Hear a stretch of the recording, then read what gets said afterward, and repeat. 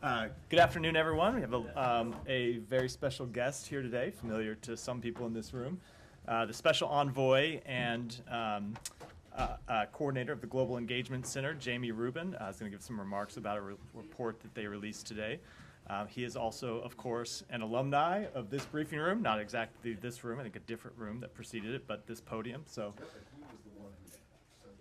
he has made me aware of that, and I have expressed my thanks not only on my behalf but on your behalf. So, Jamie, thanks very much,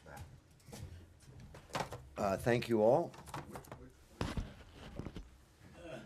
All right, Matt. Don't start already. So, thank you all for giving me this opportunity to talk about a new report that we've just put out. Every day, the People's Republic of China, Russia, other state actors distort the international information environment to their advantage. I believe there's nothing less than the future integrity of the global information space at risk. We're pleased to release this first-of-its-kind report on PRC information manipulation. It's a comprehensive look at how the PRC and the Communist Party of China attempt to distort the global information space to advance its geopolitical objectives. When you look at the pieces of the puzzle and you put it together, you see a breathtaking ambition on the part of the PRC to seek information dominance in key regions of the world. This report draws on publicly available sources as well as new information to expose the PRC's tactics, techniques, and processes to pursue that objective. It describes how China, the People's Republic of China, has invested billions of dollars to construct a global information ecosystem to promote propaganda, censorship, and disinformation.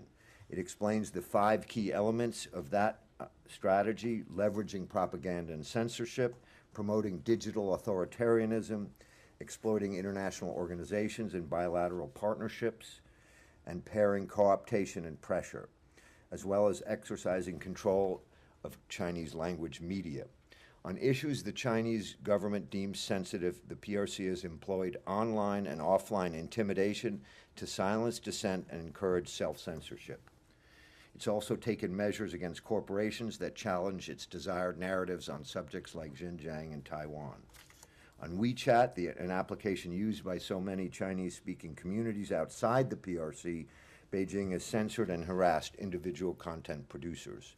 As well, Chinese corporations have harvested data that has enabled Beijing to target specific individuals and organizations. They're seeking to create an emerging community of digital authoritarians. It's exported aspects of its digital surveillance state to the rest of the world and propagated information control tactics with a particular focus on developing countries. As other countries emulate these tactics, they are increasingly receptive to Beijing's propaganda, disinformation, and censorship. Let me be clear, every country has the right and every right to tell its story to the world, but a nation's narrative should be based on facts, and they should rise or fall on its own merits. By contrast, the PRC advances through coercive techniques and increasingly outright lies. This is not simply a matter of public narrative, but a national security subject. Our values and our interests are in jeopardy. Unchecked, the PRC's information manipulation could, in many parts of the world, diminish freedom to express views critical of Beijing. These activities could undermine confidence in the objectivity of information, and the PRC could develop a surgical capability to shape the information particular groups and individuals consume. The net result of these PRC efforts is to transform the global information landscape and damage the security and stability of the United States, its friends and partners. International understanding of the PRC information manipulation is the starting point for a future in which the PRC's ideas, values, and stories must compete on an even playing field. Just a couple of points as well. You know, I stood here 20 plus years ago, and it was a time when we thought the information age was a benefit to this rise of democracy and freedom of expression. We thought that social media, 24-hour news, the information age was going to spread through globalization a better future. What we've learned is that there is a dark side to globalization, and if we don't allow this information manipulation to be stopped, there's going to be a slow, steady destruction of democratic values and the secure world of rules and rights we believe of. This is the dark side of globalization. If we don't change course, steady, often imperceptible changes will occur that poison the information space that is crucial for our societies to function. We don't want to see an Orwellian mix of fact and fiction in our world, and that will destroy the secure world of rules and rights that the United States and much of the world relies upon. With those remarks, I'd be happy to take a few questions before you get to the main event. You'll start with that. Oh, I thought you were the main event. All right, Matt. Okay. So listen, recognizing that the Chinese do this, and also the Russians, and also other countries, all countries do it, in fact. I'm wondering how you, and granted the information space has changed remarkably since 20 years ago, but how do you distinguish between what China is doing, as you mentioned in this report, and what the United States does and has done in the past? And specifically, if you're going to say that the Chinese are lying, and how do you compare that with the run-up to the Iraq War and what happened here? Obviously, there was no the social media landscape was different. I understand the point of the question, Matt, and it's a legitimate question. Let me repeat. Every country should be able to tell its version of its policies, should be able to promote its policies. We believe the more that countries around the world have an opportunity to share their different views, that's fine. The difference is when it's a fact-based narrative versus deceptive practices. Let me be specific about that. The United States spends most of its foreign assistance money in this area on training journalists, on building a fact-based world, on trying to ensure that freedom of expression is spread around the world so those journalists can hold their governments to account and our government to account. Just the way you're able to ask that question in the United States distinguishes between the way things work in the rest of the world. Let me also add that there is a fundamental asymmetry here. There is something called the Chinese Wall that prevents people inside of China from getting fact-based narratives from the rest of the world, while in the United States, they are free to present their points of view. Finally, on the Iraq War, we admit it when we make mistakes. That was obviously a terrible mistake. I've sat up here as a spokesman. Hopefully, Matt will never have to do this, and admit when mistakes are made. That's what you do when you want a fact-based narrative.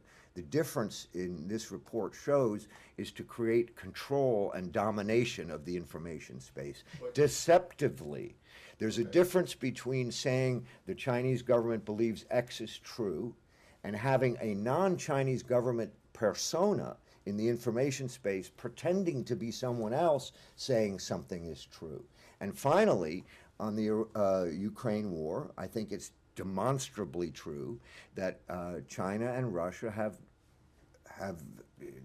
a joint approach to the information about this war. China has repeated in the information space Russian lies about this war, that the United States is the cause of this war, that the United States has biological weapons. Other false narratives are repeated by the Chinese Foreign Ministry and then repeated back by the Russians as saying the Chinese have shown that it's true. So there's an echo chamber of things that are demonstrably untrue. When you say something that you know to be untrue or is obviously untrue, to confuse, to manipulate, that's different than making a mistake. In the United States, I like to think when we make a mistake and it's demonstrable, we admit it. It took several years for you guys to admit that you made a mistake on, not you personally, obviously, but when you talk about fact-based narratives, are you saying that the George W. Bush administration was not presenting WMDs in Iraq as a fact, that was not a fact-based narrative, or you were trying to present it as something? I know the last thing we all want is to relive the WMD fiasco, but let me just say that at that time, and I'll be very candid about this, I thought they had WMDs. I read all those intelligence reports. I was wrong. Everyone was wrong. That's different That's than different. consciously They knowing that you don't have. intentionally- wait, so you don't think that that administration back then? I'll leave it knew to that them it was- to, I'll leave it to them to All right. make their case. I'm Thank just you. giving you an example. Okay, Mary. thanks. Hi, thank you. Thanks for doing this. I'm wondering if you are sharing the findings of this report with the Chinese government, with your Chinese counterparts. If you are, what kind of feedback you're getting from them. I'm also wondering, given the relationship between these two countries are pretty fraught, is this at a level where the secretary would raise this with his counterpart when he meets with him? Is this likely to be added to the list of irritants in the relationship? Thank you for that question. I don't expect us to share this particular report, but it's online publicly right now. So the Chinese government will see it. As far as the question of whether this will become part of the topics of conversation between the United States and China, we'll just have to see. The important thing here, the Chinese know what they're doing. They don't need us to tell them what our assessment of what they're doing. What the point of this report is to ensure that the rest of the world, the people that are the subjects and objects of their information manipulation, have the best chance possible to know when deceptive techniques are being used. Let me give you an example. A couple of years ago, the GEC put out a report on pillars of Russian disinformation. As a result of that report, journalistic organizations around the world went to those websites, those portals, and realized that they were getting repeated Russian misrepresentations, and those portals collapsed. So what we were hoping is that with additional, by bringing these tactics and techniques to light, look, you're journalists. Journalism is something very important to me. I think all of us believe in a fact-based narrative. This problem is obviously in this report about China. We've talked about it in Russia.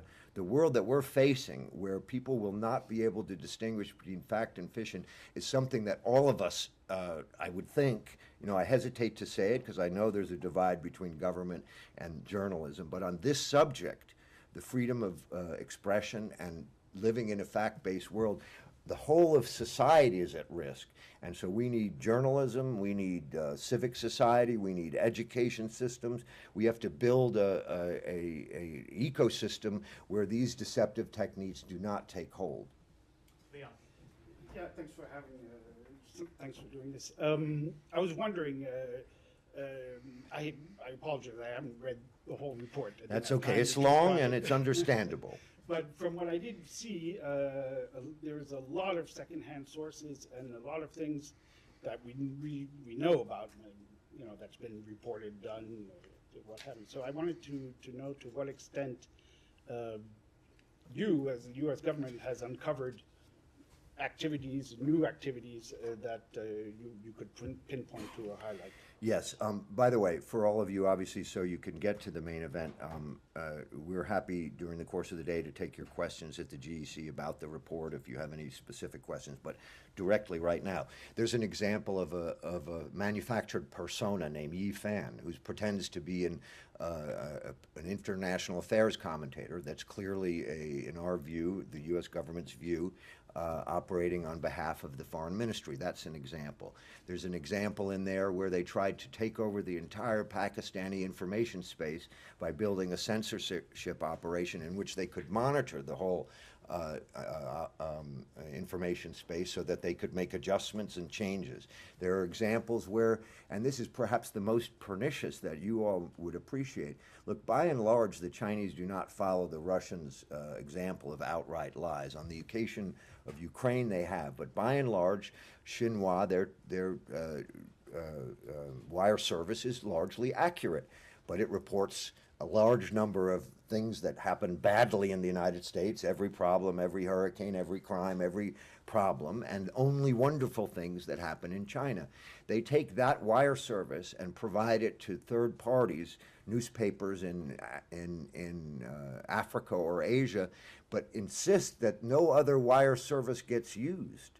And think of how pernicious that is as journalists. That means the journalists writing up the news are using a Chinese view of the world, but putting it in their own words and their own names. So a Fiji editor is writing for a Fiji audience in a Fiji newspaper with a Chinese view of the world. So those are examples. There are, when you get to the back section, you'll see some other examples. few mentions of elections in particular and of the PRC's intention to target elections. We've seen assessments from the likes of Microsoft now saying that the PRC is looking to enhance its ability to do that using things like artificial intelligence. So I'm wondering if GEC has insights into those intentions specifically, whether it's in the US or abroad. Are you seeing more of an inclination on the part of Beijing to target elections specifically with disinformation? As there still are a large number of countries in the world, particularly countries of importance to the Chinese that are democracies that have elections. Yes, we have seen efforts to provide false narratives in elections.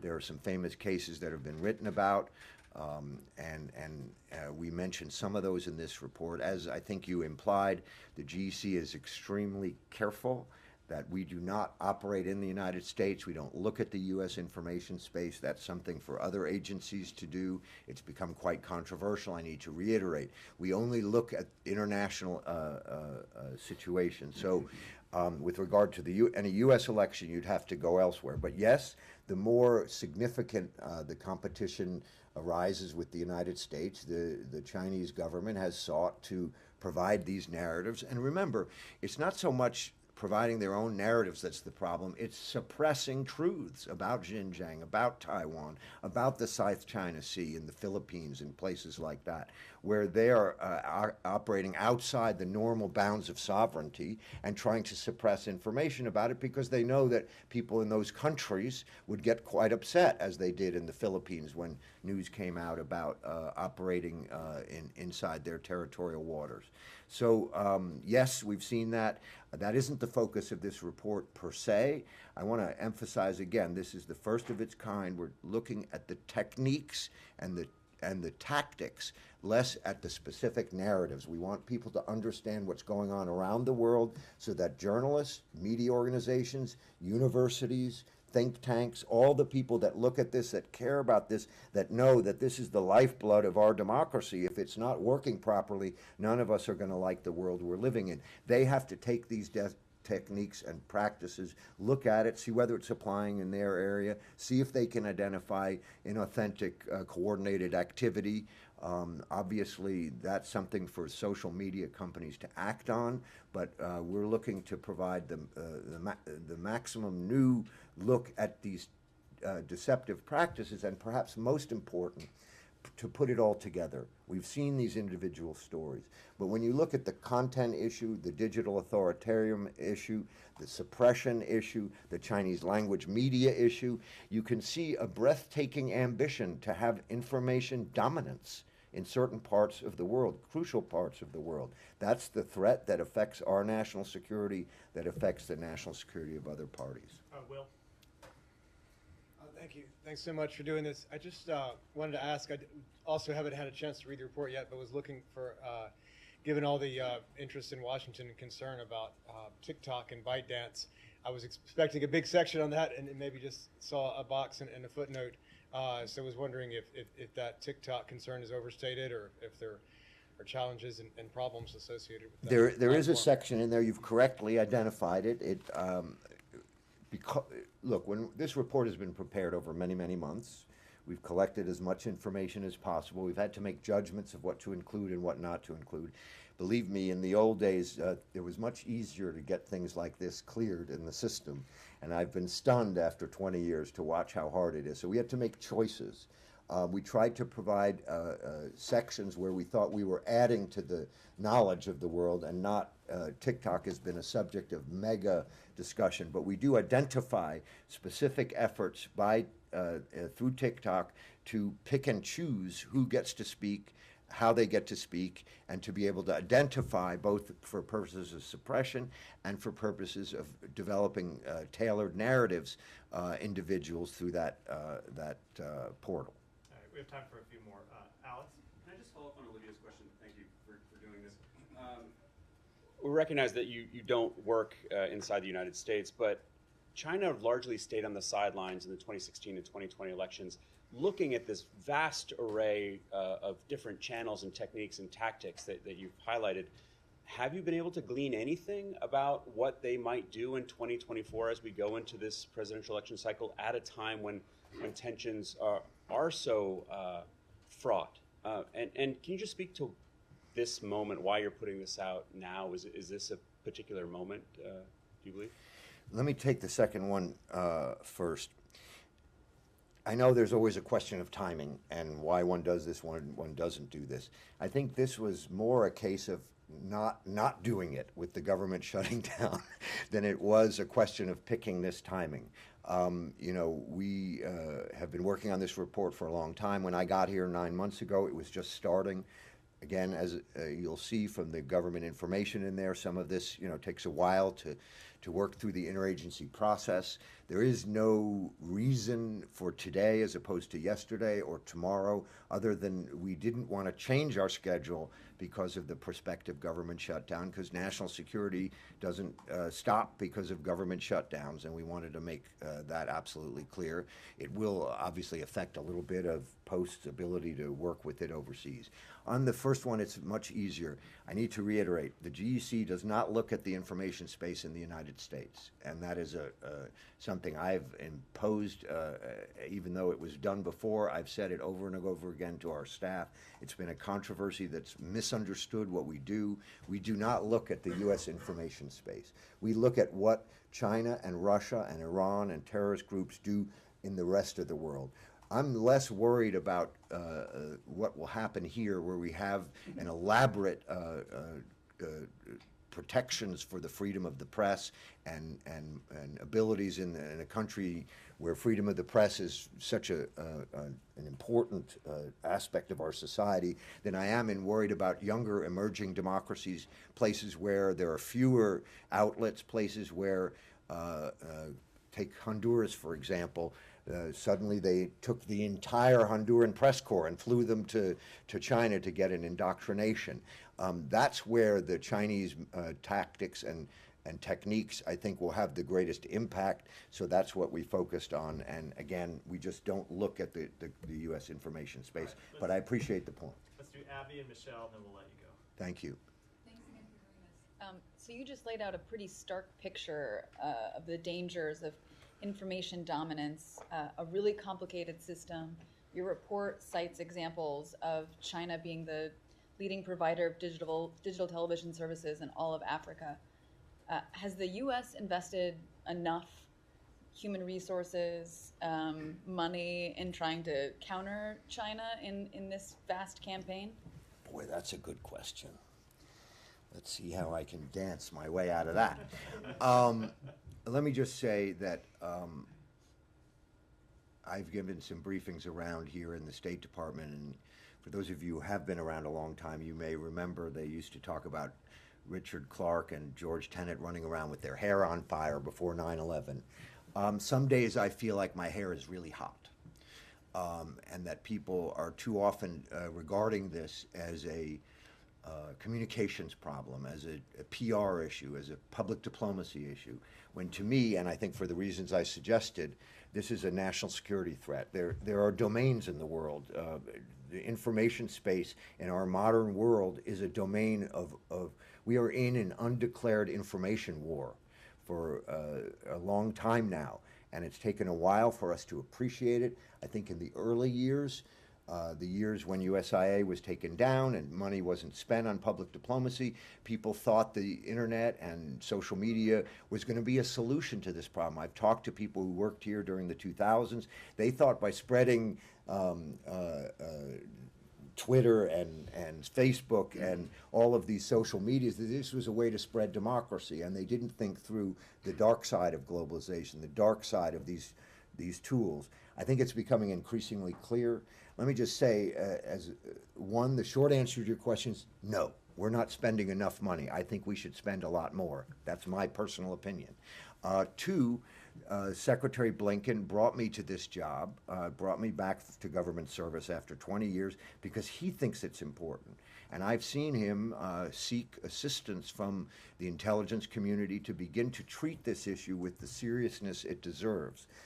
Whether that gets translated in funding and us doing a better job? I can't say. But I can also tell you that it's not so much a matter of the U.S. government spending money promulgating its point of view as it is an understanding in all of society, civil society, businessmen, culture, arts, education. We all have to, who live and thrive in this information environment, have to see how easy it is for foreign actors to destroy and create an Orwellian mix of fact and fiction for us.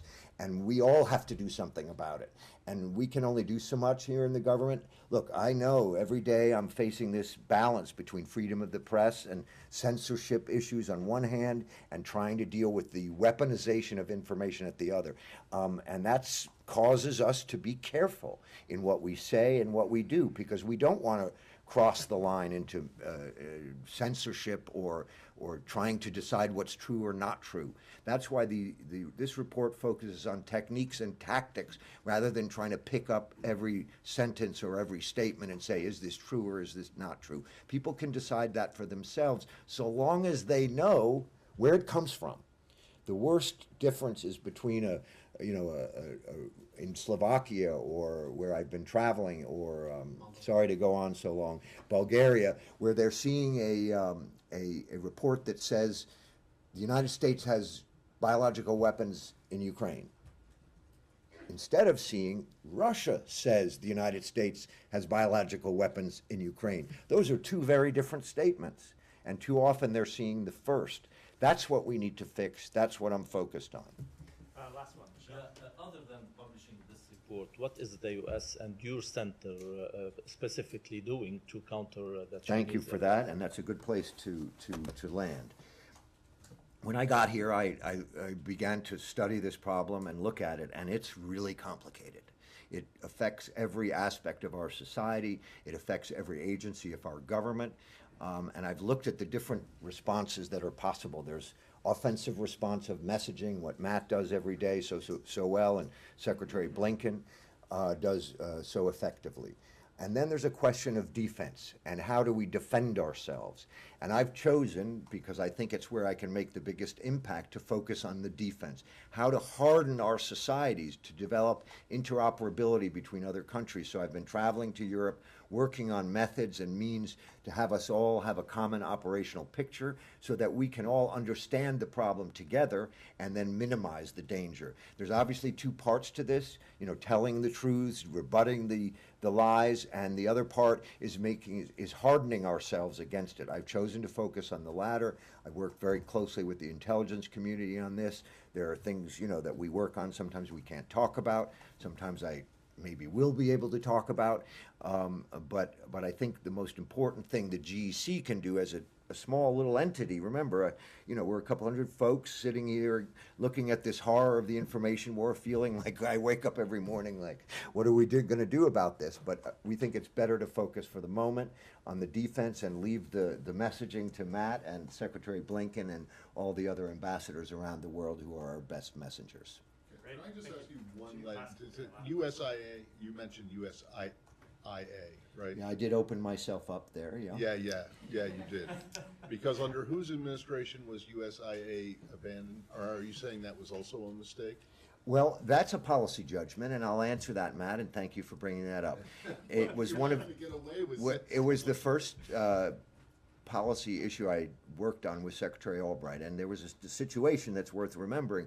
Senator Helms, the chairman of the Foreign Relations Committee, was holding up the Chemical Weapons Convention, and it was a high priority for President Clinton. He also believed there were too many foreign affairs agencies, the Arms Control and Disarmament Agency, the USIA, and the Agency for International Development. He wanted all three abolished. And Secretary Albright asked me to work on that. Now, it's easy now to go back and say we should have had a USIA and kept a USIA, but the issue then was there was no funding for the programs. At the end, let me finish, Matt, let me finish. Matt, let me finish. Still remember how to do that. Yes. The funding for the programs had dropped dramatically, just the way the defense budgets had dropped. We were no longer funding these programs, and USI's shell, its bureaucratic mechanisms, it's having its own, legislative affairs office, admin, exec, buildings, coterie, that was cost costing too much of the money. And the USIA director at the time, Joe Duffy, agreed. And that's why it was done. In the absence of the Chemical Weapons Convention, would it have happened? Probably not then. But I think the issue was, as I mentioned, we didn't believe that we had a problem then. We thought at the end of the Cold War, many people, the conventional wisdom was that the spread of information was going to be a net plus, and increasingly we're finding that, particularly through social media, it's increasingly a net minus, and it's the dark side that we need to face. But you think it was now you think that it might have been a mistake? Well, Or as I said, there were good reasons to do it, and you can't change history, and the Chemical Weapons Treaty was being held up, and I said if it weren't held up, it might have been a different calculation, but it was. Thank you, everyone. Thank you. Yeah, thanks for doing that. I enjoyed that. It's nice to see someone else get up here and dance for a change and do it so gracefully. Maybe I'll get Ned in here on Monday, Tuesday. Time for 2 more, 3 more? Just kidding. Go ahead, Matt. I just want to. I think you probably won't have a whole lot, if anything, to say more about the Travis King situation, but I just want to know what the latest is. I don't have anything to say. He obviously arrived back in the United States on a Department of Defense plane. It's now a Department of Defense matter. No further involvement for the State Department, so I'd refer anything to them. Yes. Alex. Ask about Karabakh. Before that, very quick question. Just speaking on Russian disinformation, Putin today praised sham elections in Ukraine as quote-unquote open, fair, and competitive, which reminds me that you guys were supposed to come up with sanctions. Are we not too late? Are we chasing the ambulance here? Are we? What was the last part of it? What was? You gotta chase the ambulance. I mean, You're chasing ambulance. So, if the question is, are we going to impose sanctions? I think you know the answer that we do not impose, or we do not preview our sanction decisions from the podium. But we have been quite clear about our opinions on the so-called elections, the sham elections, the fake elections that President Putin has staged in Ukraine, and we have been quite clear that no one in the world respects those or believes that they are real elections. And I think our record of imposing sanctions on Russia and other measures to hold them accountable for their actions with respect to Ukraine has also been quite clear. Thank you. Moving to Karabakh, do you have a comment on Karabakh Armenia's statement today that they will cease to exist next year? There are reports that the U.S. is planning to announce its own disaster assistance response team in the region. Do you have anything on that? With respect to a disaster assistance response team, Ambassador Power announced yesterday that USAID had deployed a disaster assistance response team to coordinate the U.S. humanitarian response. That team will assess the situation, identify priority needs to scale up assistance, and work with partners to provide urgently needed aid. And if you talk to USAID, they can provide you more details about that. And on Karabakh Armenia's statement that they will cease to exist as an entity as of next year. What is the U.S. response? I don't have any specific comment on that. I think what I would reiterate with respect to Nagorno-Karabakh is that overall, we think it's important that the ceasefire be maintained, that the humanitarian needs be addressed, and that an independent international mission to provide transparency, reassurance, and confidence to the residents of Nagorno-Karabakh be established as soon as possible. That is our priority for dealing with the immediate situation, and one that we are working to get off the ground. Can I have a follow-up on the? I mean, how serious really are you on this international mission? I mean, you've mentioned it, but I mean, one doesn't get the sense that it's going to go anywhere. And would Azerbaijan accept that in any way, shape, or form? And then, second, related to that, separatists, have announced officially they're disbanding. Cease to exist.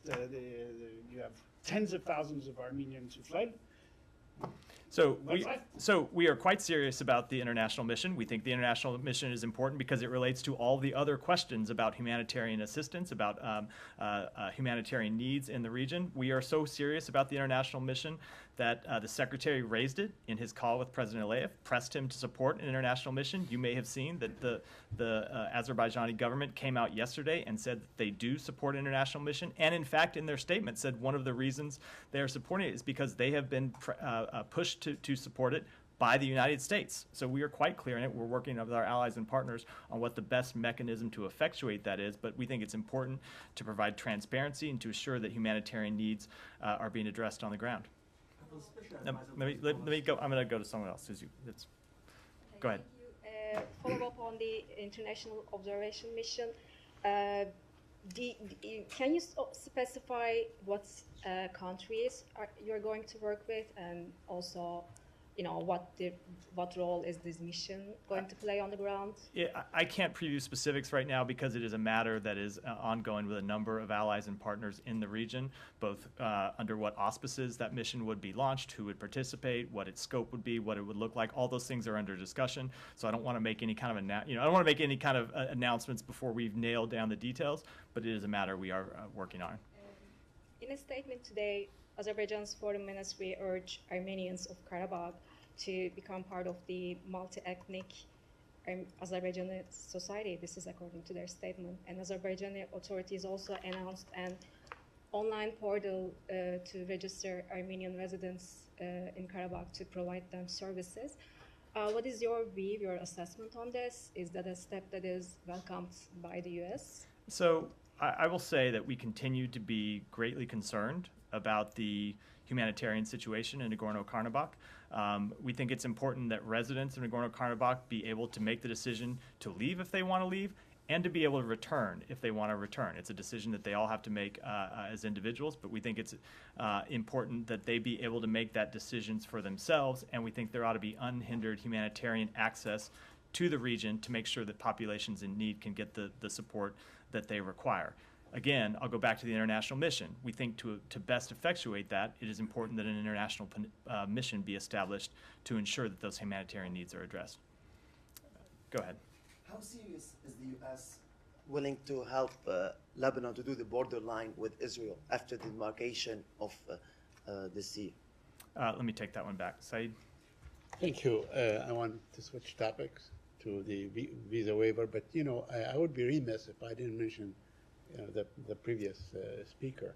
Well, I mean, talking about intentional disinformation campaigns by the United States government, causing in the 80s and during the Reagan administration one of your predecessors to actually resign his post because they do that intentionally. But I want to move on. I'm glad because I'm not going to speak to things that predecessors of mine in the 80s may have done. So, but with regard to the visa waiver issue, in the last few years, the U.S. denied visas. I guess at Israel's behest, denied visas to Omar Barghouti, the founder of the BDS movement, Bassem Tamimi, a nonviolent activist, Palestinian, and so on, and Hanan Ashrawi, who was a frequent visitor to Washington and so on, participated in all the talks, and Camp David and all these things.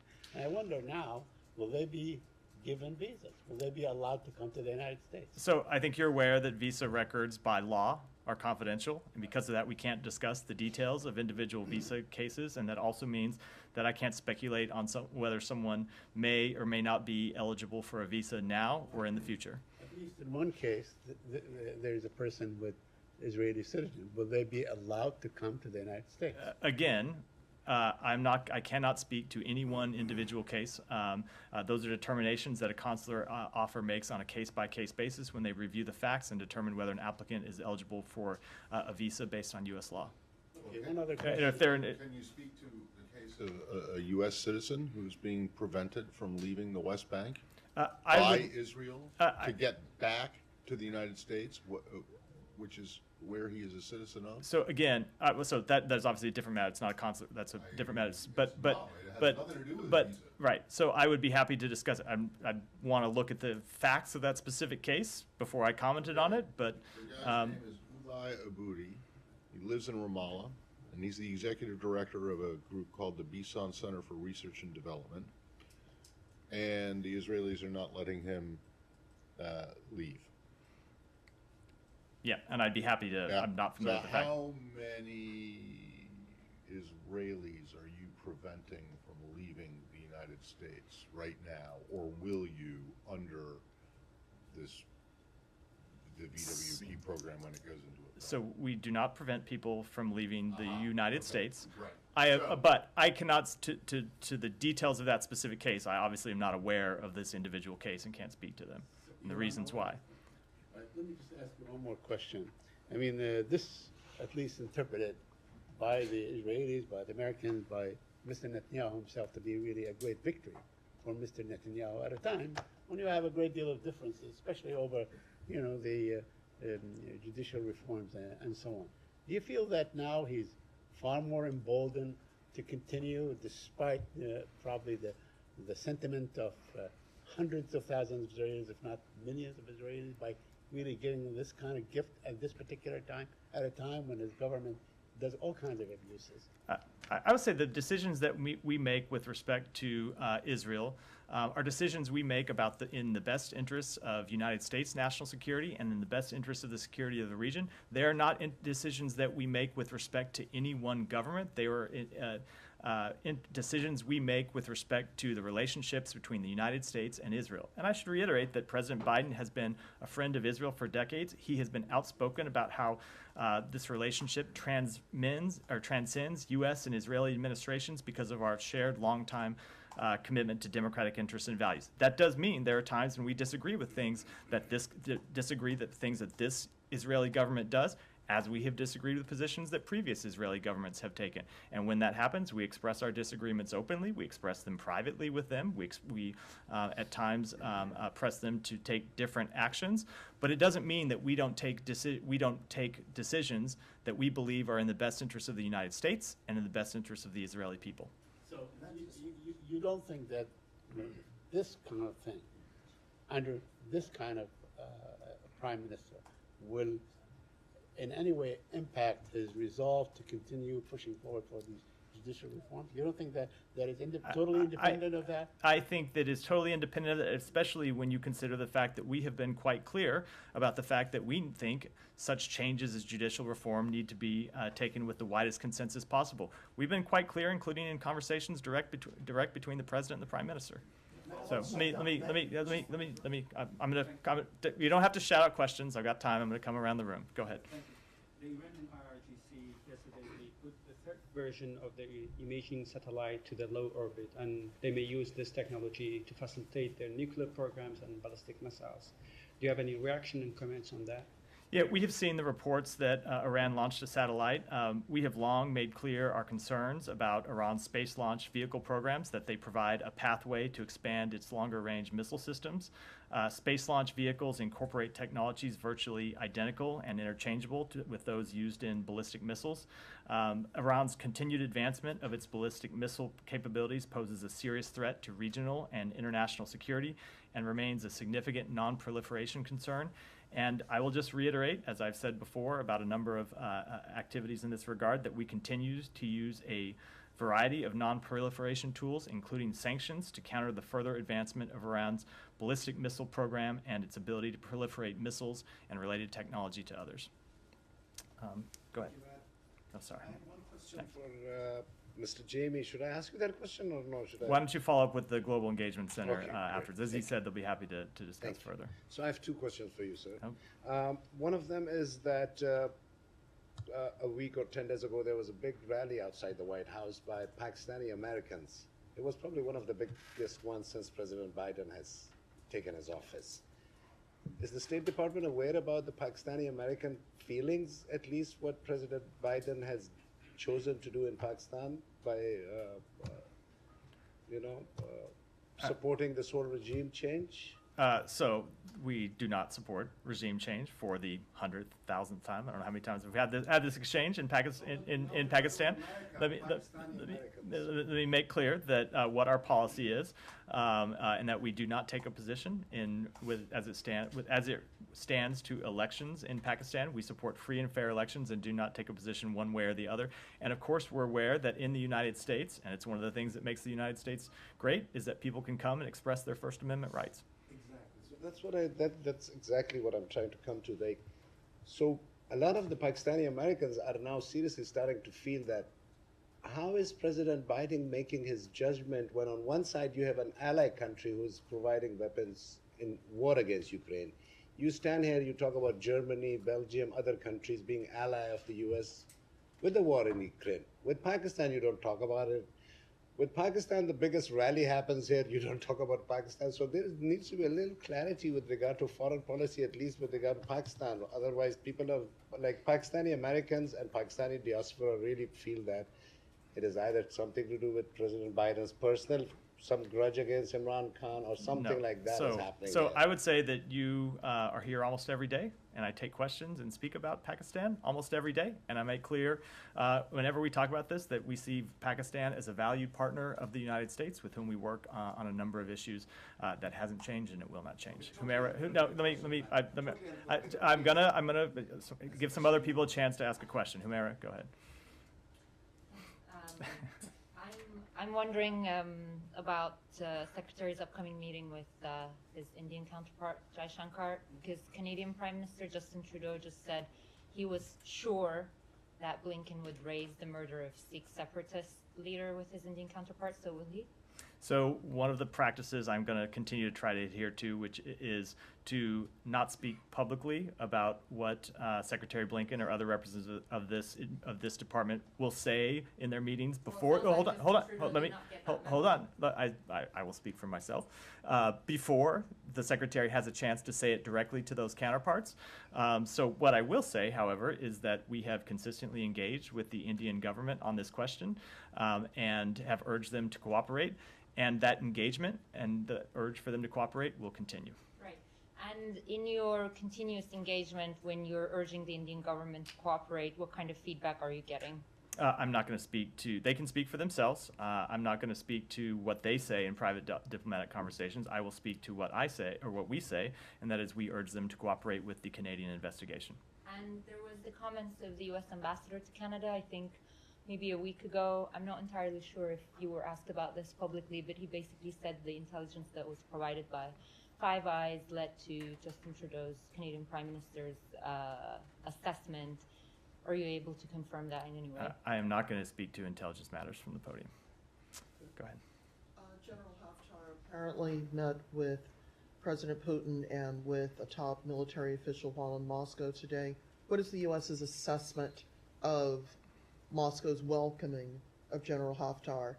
And is there a concern that this might be a potential destabilizing moment for Libya's future?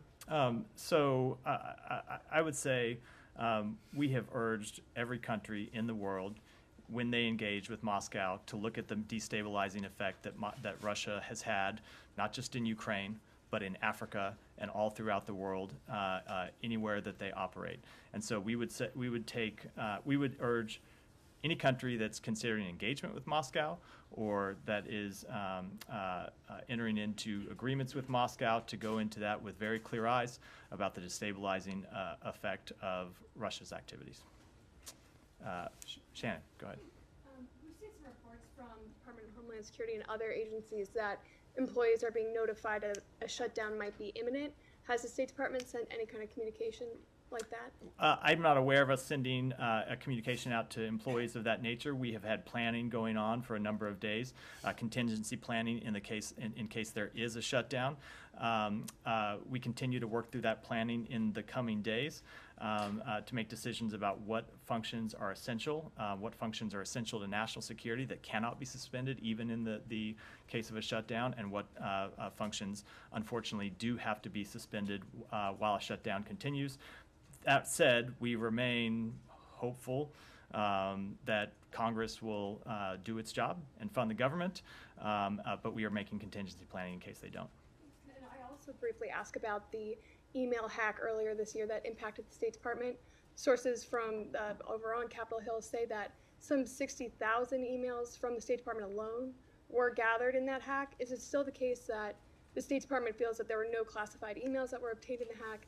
And has the State Department determined through its own investigation who is behind it? So a few things. Number one, I will confirm that yes, it was approximately 60,000 unclassified emails that were exfiltrated as a part of that breach. Number two, No, classified systems were not hacked. This only related to the unclassified system.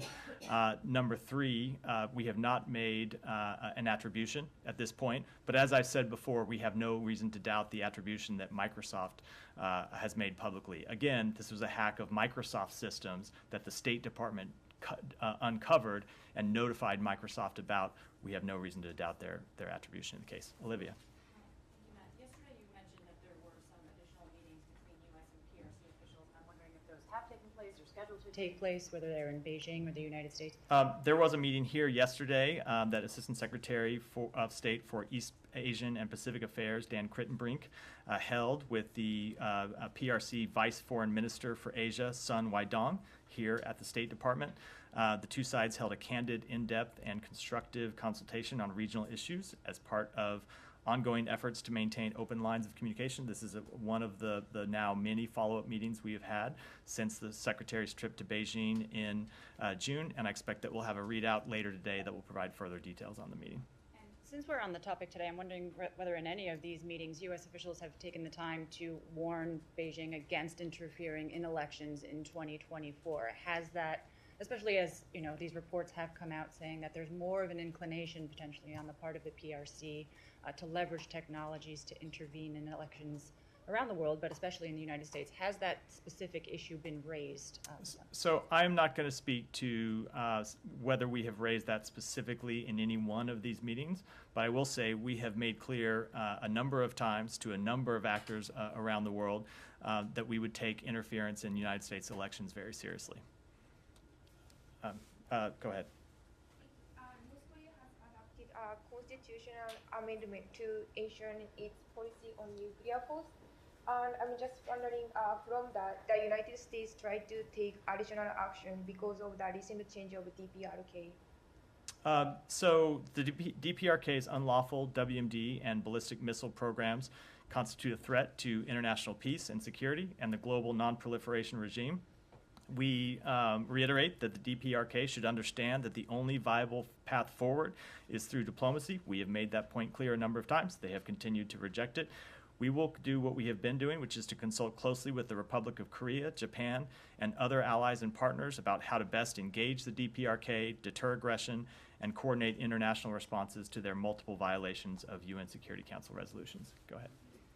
Thank you, Matt. In a TV interview with a local Bangladeshi TV channel, Channel 24, U.S. Ambassador to Bangladesh, Peter Hush, expressed his security concern, not only his security concern, even the embassy personnel in Bangladesh. So his concern is legit, quite legit, because we have seen a couple of attacks the U.S. ambassador in Bangladesh recent years under the current regime. Is the secretary taking these concerns seriously? So I'm not just going to discuss specific details around security at the U.S. Embassy or the personnel that work there. I will say that, of course, the safety and security of our diplomatic personnel is of the utmost importance to us. And per the Vienna Convention on Diplomatic Relations, every host country must uphold its obligations to ensure the protection of all diplomatic mission premises and take all diplomatic steps to prevent any attack on personnel. The United States values its relationship with Bangladesh, and we expect that the government will take all necessary actions to maintain the safety and security of all foreign missions and personnel in the country, including ours. One more one. Is U.S. considering 2 more rounds visa restrictions in Bangladesh, including the pro-government media who helped the regime to be a monster? Was the question, are we going to impose? Yeah, because we have seen from Dhaka Embassy that we are thinking about more rounds of visa restrictions.